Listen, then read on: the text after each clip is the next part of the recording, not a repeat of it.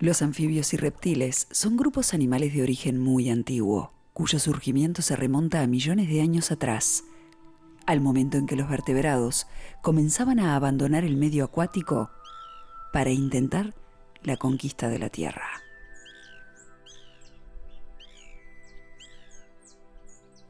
Se trata de criaturas misteriosas, no siempre muy comprendidas, y en torno a las que abundan miedos y leyendas.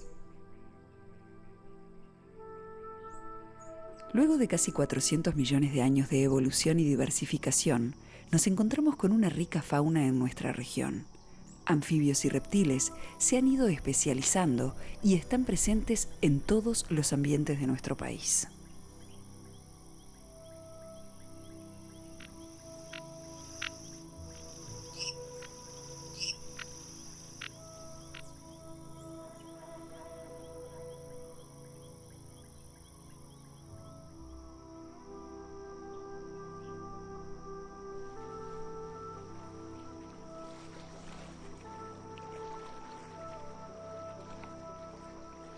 Actualmente en Uruguay se encuentran 71 especies de reptiles, desde el yacaré, que puede llegar a pasar los 3 metros de largo, hasta el tímido gecko de las piedras, habitante de las sierras, que apenas llega a los 5 centímetros.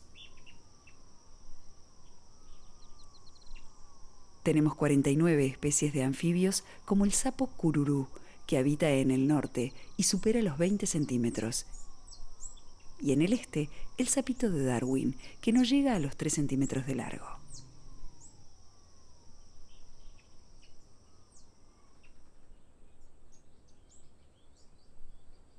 De la mano de reconocidos investigadores uruguayos que hace años trabajan estudiando a estos animales, vamos a conocer más de cerca la vida y costumbres de algunas especies de anfibios y reptiles que habitan nuestro país.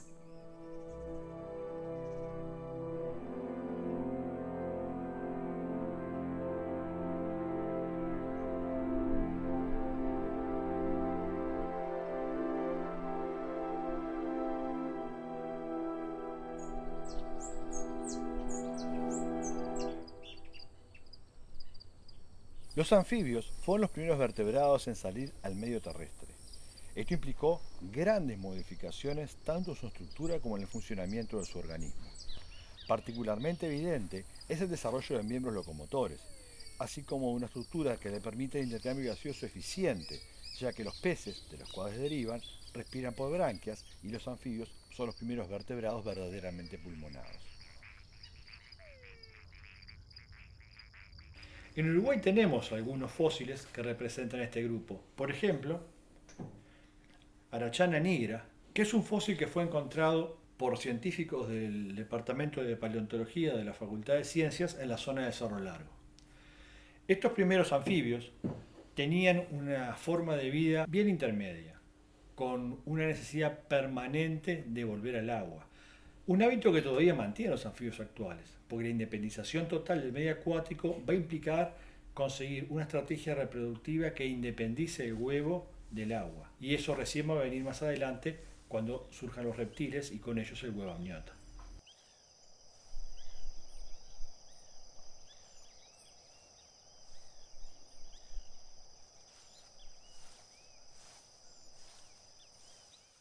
Los reptiles continúan con la conquista del medio terrestre gracias a algunas adaptaciones muy importantes.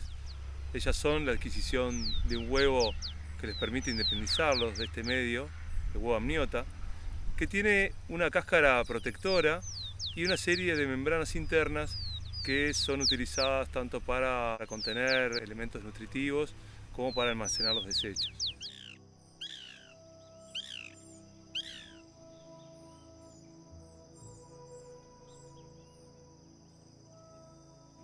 El surgimiento del huevo amniota fue un elemento fundamental en la evolución de los reptiles al dejar de ser necesario volver a lagunas y charcos para reproducirse.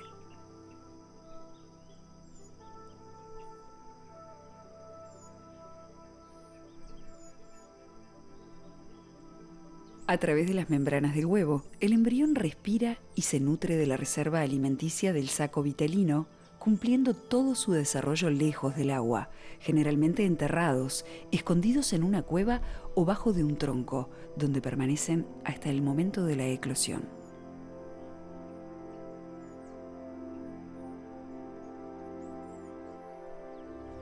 Por otro lado, también surge una serie de adaptaciones importantes que tienen que ver con la musculatura, con el sistema esquelético y con una piel que les permite una protección, una barrera para evitar la desecación.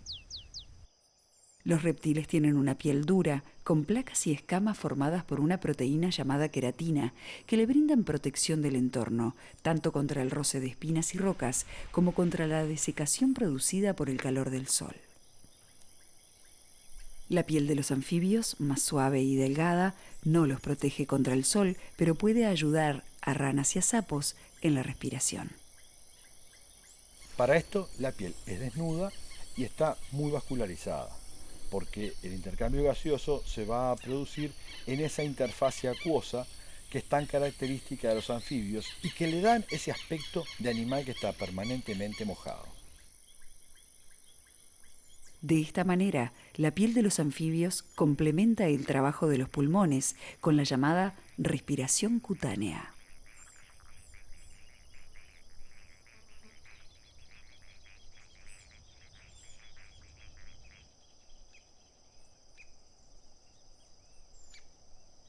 Los reptiles surgen en el periodo carbonífero, hace unos 315 millones de años. Las primeras formas recordarían a lo que son pequeñas lagartijas, las cuales presentaban movimientos ágiles y se alimentaban probablemente de insectos. Es bueno recordar que el surgimiento de estos reptiles se produce muchos millones de años antes de la era de los dinosaurios, ese momento en donde se produjo una explosión que dio origen a un gran número de especies. Los reptiles son animales ectotermos, controlan la temperatura de forma activa, exponiéndose al sol o ocultándose de este. No obstante, esto no quiere decir, por ejemplo, que los animales no puedan funcionar de noche. En la época cálida del año, se puede observar varias especies de reptiles activos por la noche. Esto es posible, ya que la temperatura del ambiente es una temperatura que les permite un funcionamiento óptimo. Es decir, los reptiles pueden estar activos sin necesidad de una exposición directa al sol.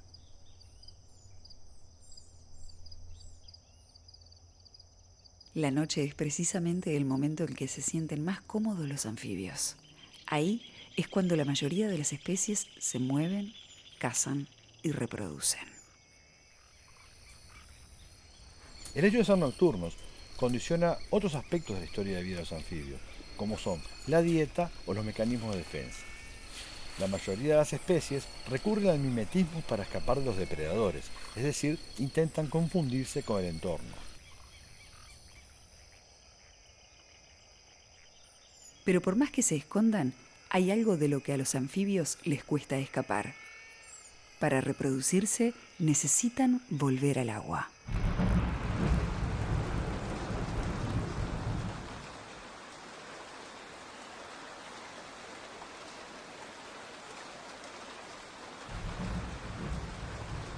En efecto, en su viaje hacia la conquista del medio terrestre, a los anfibios les cuesta romper su vínculo con el medio líquido para poder dejar descendencia.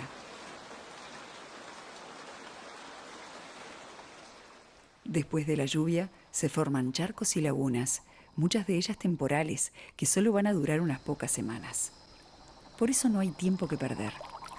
Hacia allí se dirigen los sapos machos y comienzan a croar llamando a las hembras.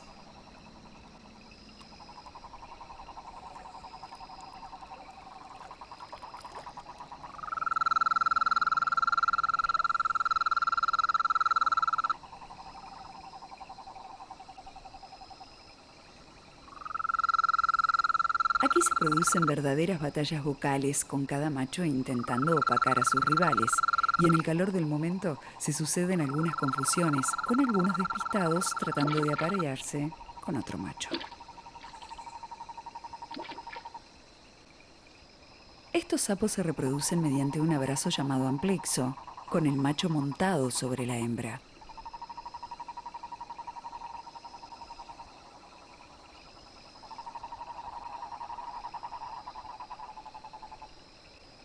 Durante este abrazo, la hembra libera los huevos en el agua, mientras el macho suelta el esperma que va fecundando a los huevos, que generalmente quedan adheridos a las plantas. Por eso se dice que su fecundación es externa. Cuando un macho ha encontrado una pareja, lo mejor es irse lejos, a un rincón apartado. De lo contrario, algún macho que aún no ha tenido suerte podría intentar sacarle la hembra, y ahí se arma una lucha entre abrazos y chapuzones.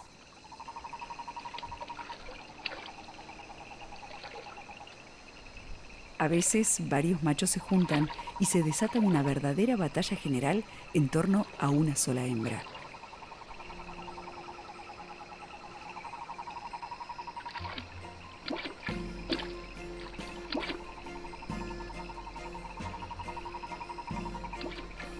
Estas competencias pueden durar varias horas antes de que se defina el ganador.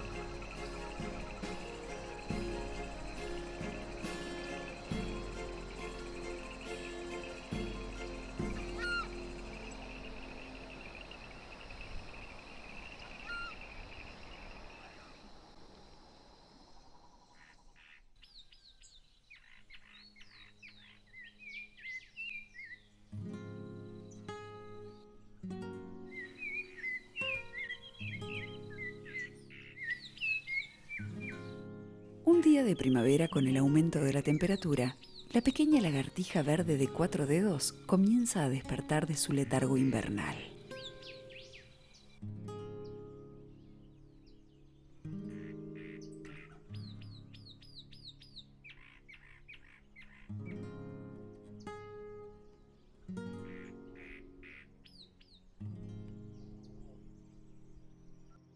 Los reptiles son animales ectotermos, y la gran mayoría de las especies carecen de mecanismos fisiológicos para regular su temperatura corporal.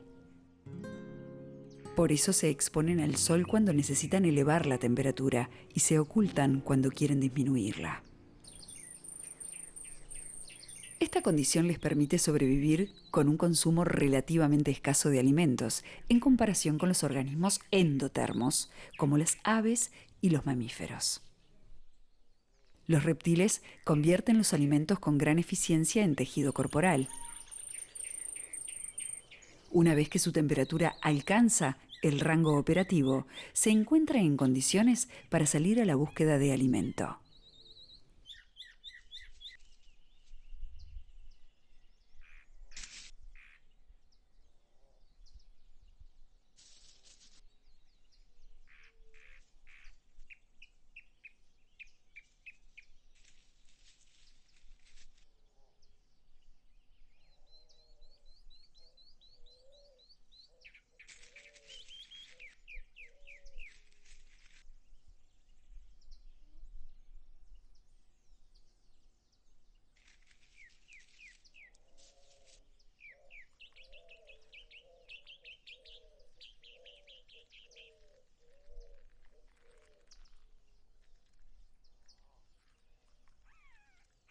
Aprovecha hasta el último trozo de su presa.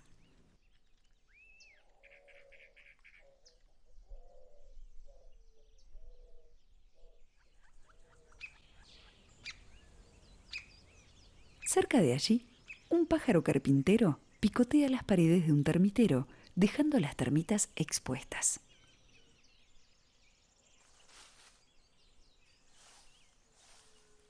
Es una oportunidad que este saurio no va a dejar pasar. Además de grillos, saltamontes y otros invertebrados grandes, también puede comer presas pequeñas, como estas termitas, momento en que se ayuda con su lengua, introduciendo su hocico bajo las piedras para capturar a los diminutos insectos. Con sus patas delanteras se ayuda para desenterrar a aquellas presas que buscan refugio bajo tierra.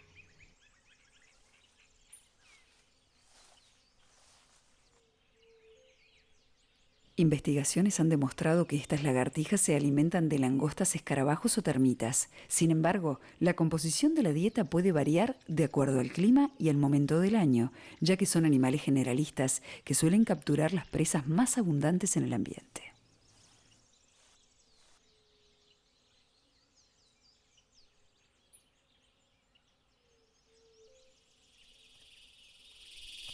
Los reptiles tienen un crecimiento continuo a lo largo de su vida. Al tener el cuerpo recubierto por placas epidérmicas, necesariamente tienen que sufrir procesos de muda de esa piel para justamente acompañar este proceso de crecimiento. En el caso de los lagartos, de los saurios, el proceso de muda se produce de a pedazos, de a parches, no es entero como en el caso de los ofidios. Para ayudarse en el proceso de muda, en el caso de los saurios, estos lo que hacen es frotarse contra elementos del ambiente y también ayudarse mecánicamente con los miembros, tanto las patas anteriores como las posteriores.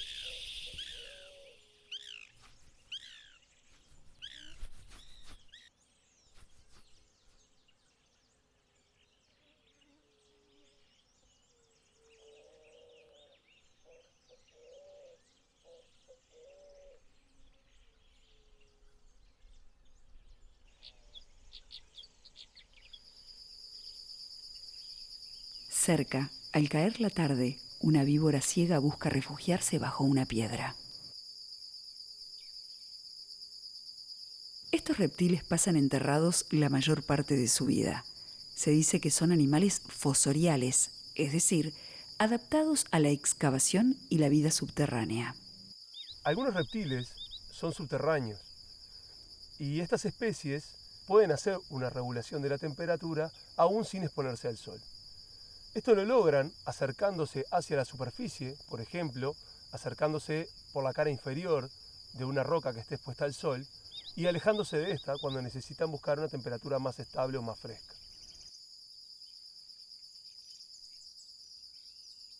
Debajo de la piedra, la víbora ciega no solo encuentra calor y refugio, sino que ahí, bajo la tierra, se mueve, come pequeños invertebrados, encuentra pareja y también se reproduce.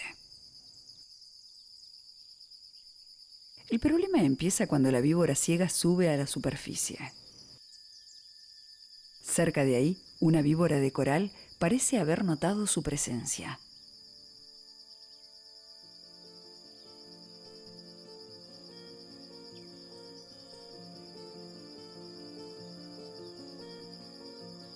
Este ofidio ponzoñoso se alimenta exclusivamente de pequeños lagartos, ofidios y anfisbénidos.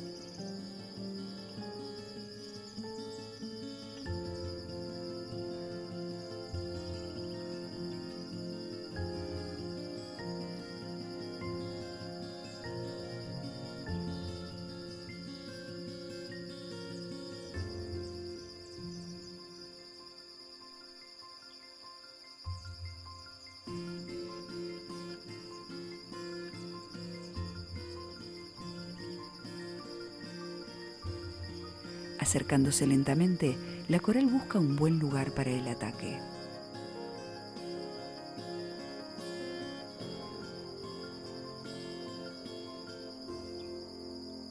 La mordida dura unos pocos segundos, pero el veneno ya está en el cuerpo de la víctima.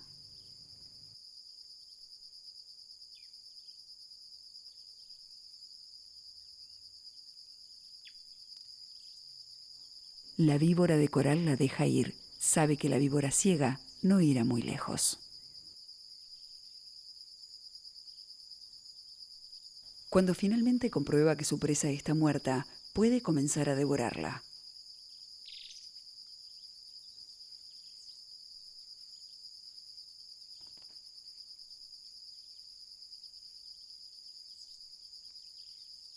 Al carecer de miembros para ayudarse en la ingestión de la presa, los ofidios se valen de movimientos de la cabeza y el cuerpo.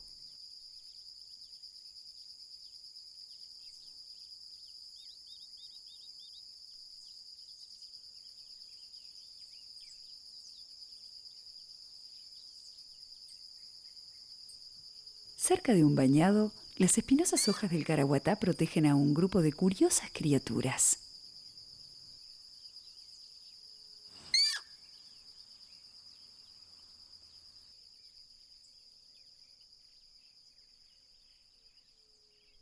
varias especies de pequeñas ranas se ocultan acá. La húmeda piel de estos anfibios no resiste estar expuesta al sol. Si recibieran luz solar en forma directa, se secarían en pocos minutos.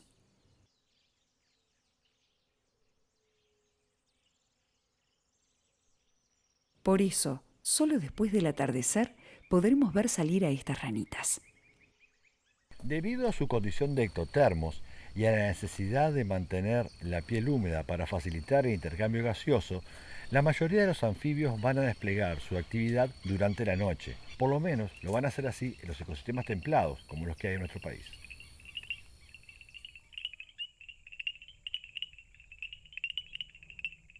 Esta especie es una hábil trepadora, gracias a los discos adhesivos en la punta de sus dedos.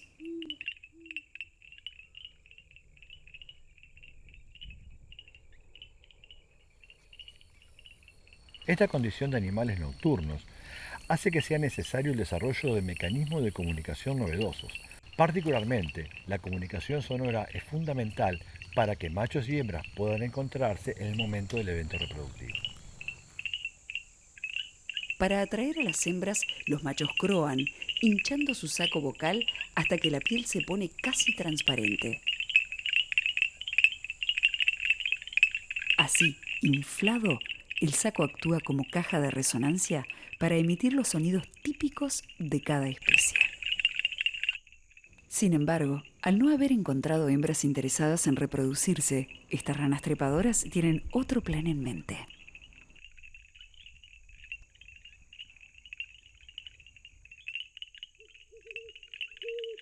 A esta hora hay una gran oferta de alimento entre las hojas.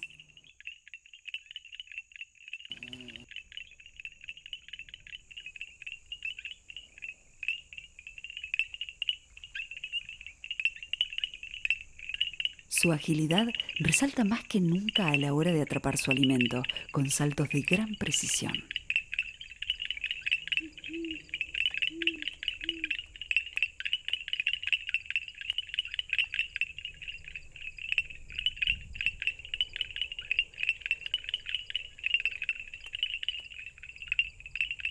Como todos los anfibios, al carecer de masticación, tragan sus presas enteras. Esto marca que, más allá de lo amplio de su dieta y de atrapar una gran cantidad de diferentes insectos y arañas, el tamaño de la rana determina el tamaño de la presa que puede atrapar y tragar. Conforme las ranitas van creciendo, serán capaces de capturar alimentos cada vez más grandes.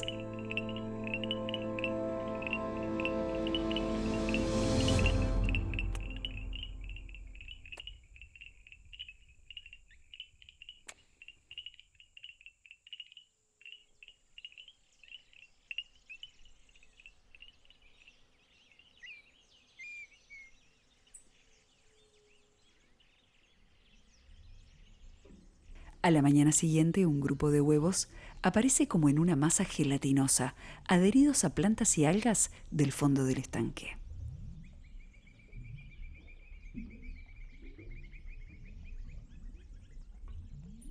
El desarrollo es rápido y en pocos días ya surgen de ahí los renacuajos, que a primera vista recuerdan a pequeños peces, y al igual que estos, en esta primera etapa respiran por branquias. Al principio permanecen quietos, pero muy pronto comienzan a recorrer el fondo en busca de alimento, sobre todo restos vegetales.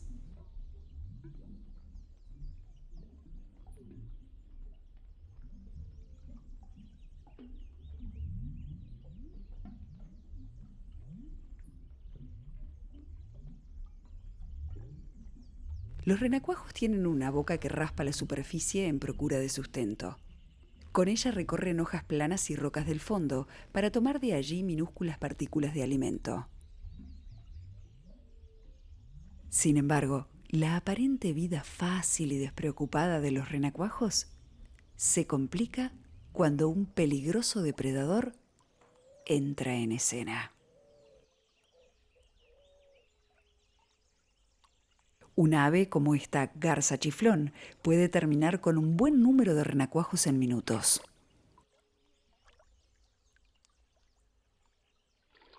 Pero no todos los peligros vienen de afuera del agua. Una chinche acuática puede pasar horas inmóvil, como si fuera una rama o una hoja seca, esperando que una presa se aproxime. Si un renacuajo pasa demasiado cerca de sus patas delanteras, la chinche la atrapa en un instante. Con su trompa succiona a su víctima hasta que no queda nada más que la piel vacía.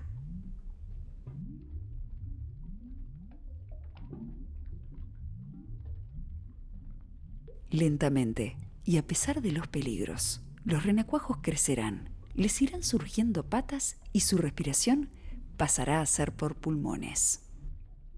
Es interesante ver cómo los renacuajos comienzan su vida como animales puramente acuáticos, que se alimentan obteniendo restos de materia orgánica del fondo, para terminar transformándose a través de la metamorfosis en seres que viven en tierra, respiran por pulmones y cazan alimento vivo. Finalmente, sale a la tierra la nueva ranita, aunque en los primeros tiempos mantiene aún un resto de su cola de renacuajo.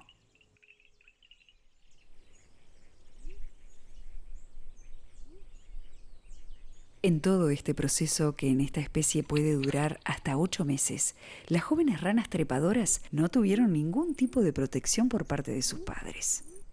Pero esto no siempre es así. No todas las especies de anfibios dejan a las crías liberadas a su suerte. En el caso particular de la rana criolla, la pareja construye un nido de espuma durante el amplexo. Ese nido de espuma tiene forma de anillo y en el centro del mismo la hembra va a colocarse a los efectos de poder proteger a los huevos de potenciales depredadores. Esa protección se va a extender una vez que se produce la eclosión y las larvas presentan una metamorfosis sincrónica. Esto quiere decir que más o menos van a desarrollarse todas juntas. Una vez que las larvas eclosionan, conforman un cardumen y la hembra va a nadar junto a ese cardumen hasta que la metamorfosis finalice y las larvas se transformen en pequeños juveniles.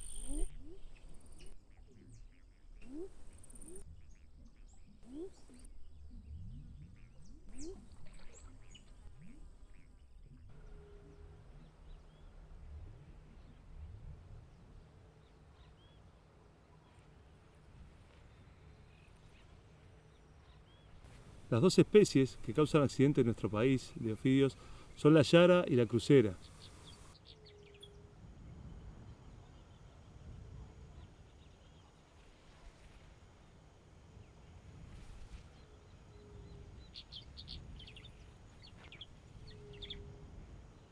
La crucera y la yara son solenoglifas, es decir, que tienen un colmillo hueco por donde inoculan el veneno y que puede rotar y quedar horizontal cuando la boca está cerrada, levantándose en el momento de morder. La crucera, o víbora de la cruz, y la yarará son las dos que están causando accidentes en nuestro país en un número de como mínimo 50 y pocos accidentes, hasta un máximo creo que de 84 se llegó a registrar en un año. Y la gente que ha recibido una mordida de estas especies necesita recibir un suero específico contra veneno de víbora, o sea, veneno de animales de este tipo, para poder sobrevivir.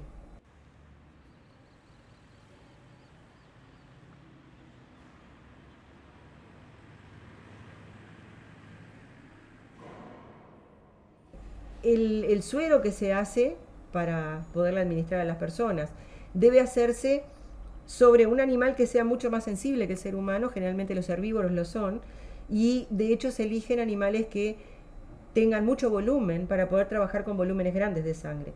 Un animal tradicional para eso y con esas condiciones son los caballos. O sea, la idea es, se le hace un esquema de inmunización a un caballo, o sea, se lo inmuniza dándole pequeñísimas cantidades progresivas de veneno, de manera tal que el caballo fabrique anticuerpos. Y después la sangre de ese caballo es lo que se purifica y se filtra, etcétera, para lograr obtener el suero antiofídico, que es lo que se le da a las personas que han sido mordidas. El veneno de una crucera es sumamente complejo desde el punto de vista químico y en él se han identificado más de 100 componentes diferentes. Para poder hacer los sueros antiofídicos se necesita obtener veneno de ofidios. Para eso se los mantiene en cautiverio, se los alimenta y se los mantiene en un control sanitario permanente para luego poder, a través de ordeñes periódicos, obtener ese veneno. El veneno obtenido se procesa, es decir, se puede guardar liofilizado, o sea, en forma de cristales, para ser utilizado posteriormente, después de una dilución, cada vez que uno necesite, para ir viendo la potencia de ese suero antiofídico.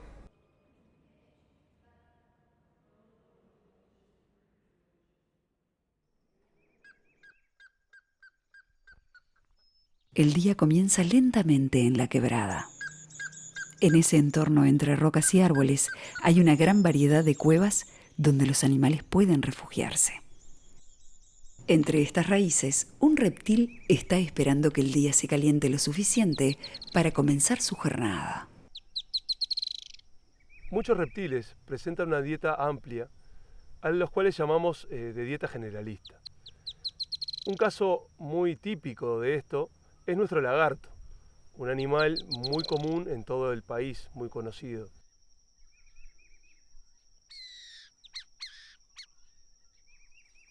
Cuando termina de despertar, el lagarto pone en movimiento sus casi 4 kilos de peso. A esta hora ya hay otros depredadores activos buscando su comida. Y también un macho de ñandú paseando con sus charabones recién salidos del huevo. Cuando los pichones nacen, comienzan rápidamente a caminar y el macho sale de paseo con ellos para cuidarlos. Atrás quedan los cascarones vacíos, junto a algunos huevos que no nacieron. El macho ya no puede protegerlos, porque debe moverse con el grupo de charabones que ya ha comenzado a alejarse. Un joven lagarto, que descubre un huevo abandonado, hace el intento de comerlo, pero es demasiado para él.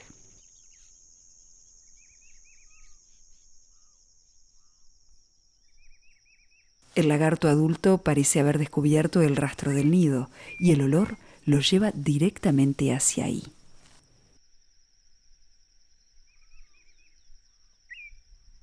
Para este animal adulto, el cascarón no es un obstáculo y rápidamente comienza con este suculento desayuno. Los lagartos son reptiles oportunistas que comen una gran variedad de alimentos, siempre listos a aprovechar cualquier comida que se presente.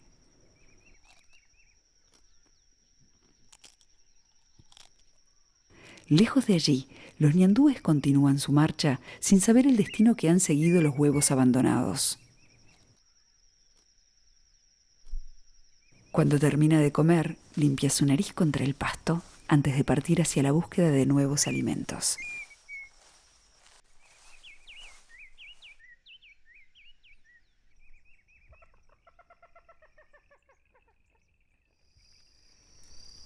Las especies de anfibios del Uruguay presentan estrategias reproductivas muy diversas, pero sin lugar a dudas, una de las estrategias más increíbles y notables de nuestras especies de anfibios es la que exhibe la rana monito. En zonas boscosas de sierras, cerca de tajamares y pequeñas lagunas, puede encontrarse a la rana monito. Esta rana es un caso único entre los anfibios de nuestro país, ya que pasa casi toda su vida trepada a árboles y arbustos, bajando pocas veces a la tierra.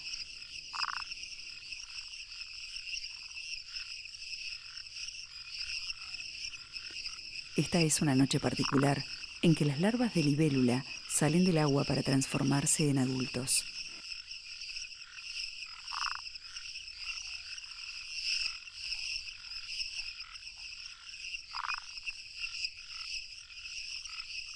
Lamentablemente para algunas, será su primera y última noche. También las ranas enfrentan peligros y la falta de atención puede terminar en catástrofe.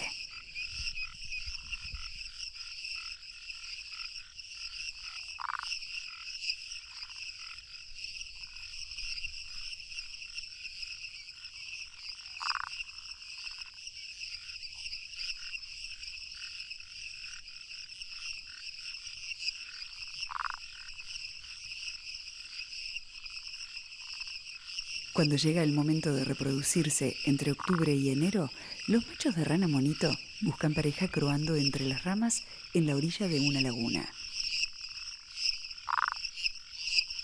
Al ver a una hembra, el macho la sigue, siempre trepando.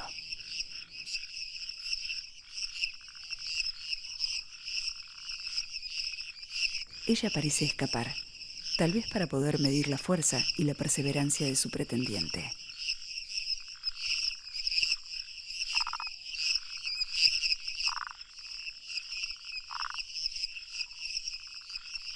Bueno, un poco accidentado, pero se logra el abrazo.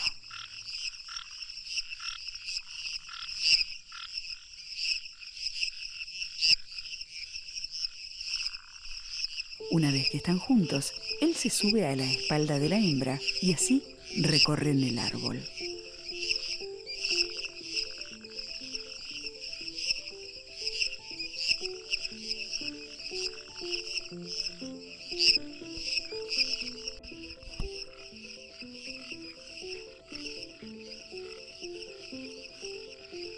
Lo que están buscando es un lugar apropiado, un grupo de hojas que se encuentre ubicado sobre la superficie del agua.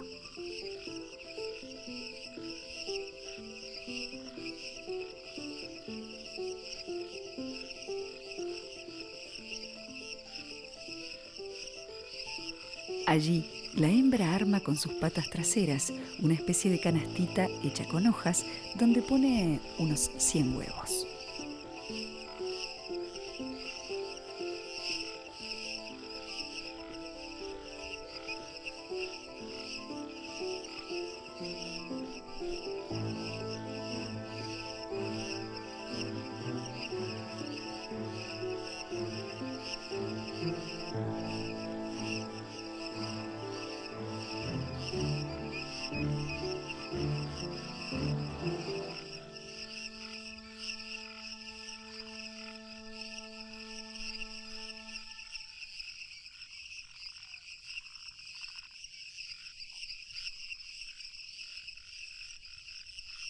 Al nacer, unos 8 días después, los renacuajos caerán directamente al agua.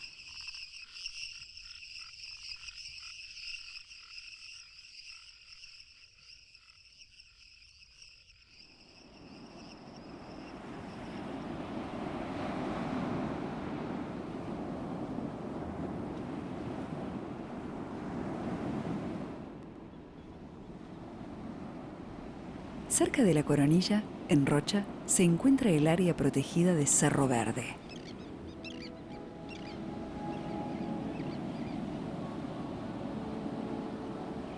Frente a la costa hay una serie de pequeñas islas con una rica vida animal.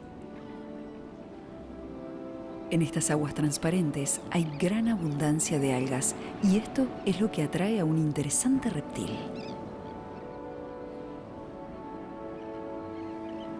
La tortuga verde se mueve por las costas americanas y si bien pone sus huevos en tierras más cálidas, baja al sur hasta nuestras playas para alimentarse, especialmente los juveniles de la especie.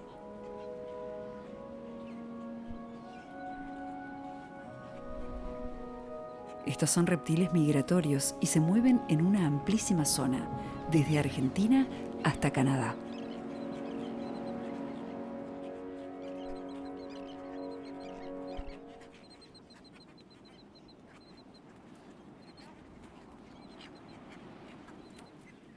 Sin embargo, a pesar de ser su casa, allí no está del todo a salvo. Se enfrenta a la amenaza de los plásticos, especialmente las bolsas de nylon. Muchas tortugas se comen las bolsas, confundiéndolas con algas o con aguavivas, y luego el plástico les obstruye el sistema digestivo, llegando a causarles la muerte. El plástico está presente cada vez más en ríos y mares, con gran variedad de desechos que amenazan la salud de los animales acuáticos.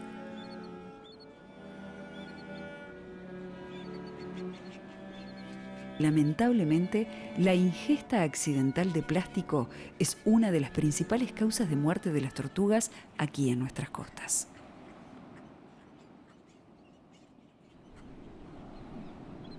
En el entorno donde nadan las tortugas, paseando por las dunas costeras del este, encontramos ecosistemas muy particulares, con animales y plantas adaptados al encuentro del mar y la tierra.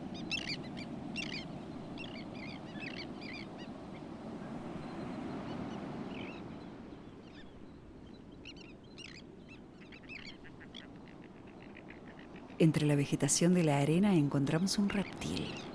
Es una falsa crucera de hocico respingado. Asustada por nuestra presencia, hace un despliegue defensivo, enrollando la cola y mostrando el color rojo de la parte inferior de su cuerpo. Pero es inofensiva y rápidamente se retira deslizándose sobre la arena. A pocos metros de allí encontramos una presencia menos amistosa.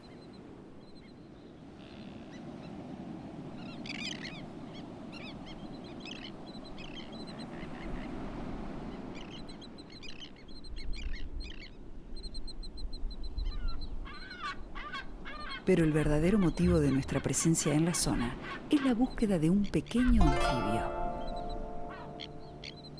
el sapito de Darwin. Este sapo diminuto, que apenas sobrepasa los 2 centímetros, es muy peculiar, ya que camina sobre las dunas a plena luz del día.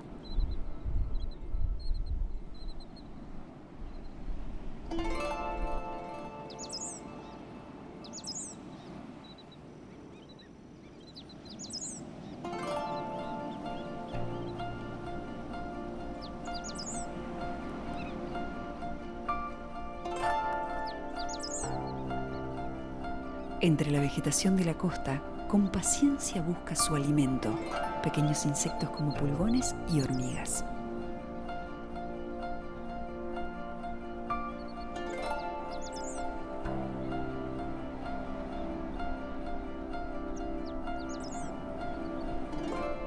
De hecho, se ha estudiado que los invertebrados de los que se alimenta son elementos esenciales en la producción de un líquido irritante que exuda por los poros de su piel como arma defensiva.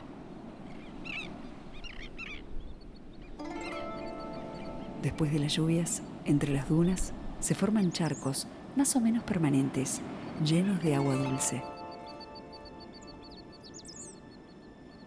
Hacia allí se dirigen los sapitos en el momento de reproducirse.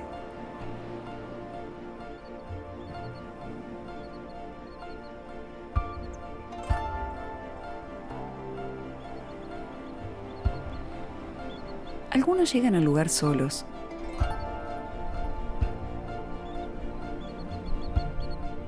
Otros en pareja, con el macho ya montado sobre la hembra.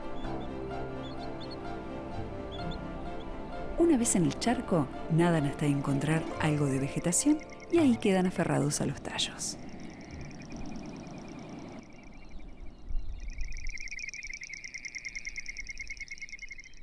Cuando llega la noche, la pareja lleva varias horas en amplexo, preparándose lentamente para la puesta de huevos. En la charca aún hay mucha actividad, pues otros sapitos continúan buscando una pareja. Bajo la superficie del agua, la cloaca del macho y de la hembra están muy próximas. Ella expulsará los huevos mientras el macho libera el esperma para fecundarlos. Durante todo el proceso, el macho sujeta fuertemente a la hembra con los dedos de sus manos entrelazados sobre el vientre de ella. Finalmente, con algunos movimientos de las patas, los primeros huevos comienzan a ser liberados.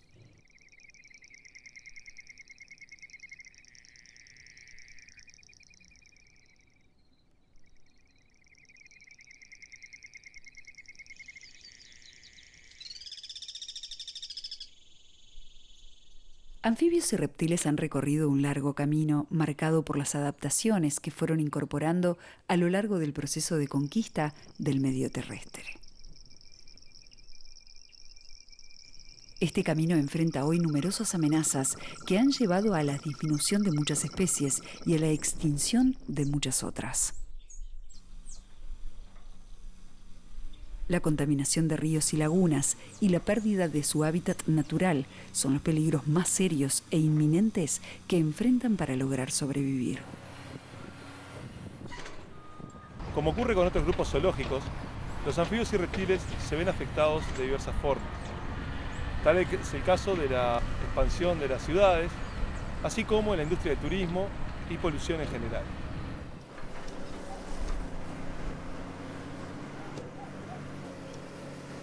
La fragmentación del hábitat es un resultado frecuente de la expansión de las ciudades, que invade terrenos naturales en forma discontinua, disminuyendo su superficie e impidiendo el flujo entre individuos de diferentes poblaciones. El resultado es que muchas veces hay animales que sobreviven, pero pierden contacto físico con otras poblaciones, impidiendo que puedan reproducirse. De muchas de las actitudes que tomamos día a día hacia el ambiente depende la continuidad de la vida de especies de anfibios y reptiles en nuestro país.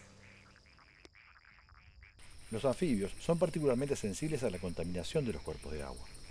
En el caso de las larvas acuáticas o renacuajos, la contaminación los afecta de forma significativa, pues la piel es permeable y las branquias también están en contacto con potenciales contaminantes. En el caso de los adultos, la contaminación los afecta tanto por el tipo de presa que ingieren como por el ambiente en el cual viven, ya sea el contacto con el agua o el aire que puede tener elementos que resulten tóxicos para estos animales.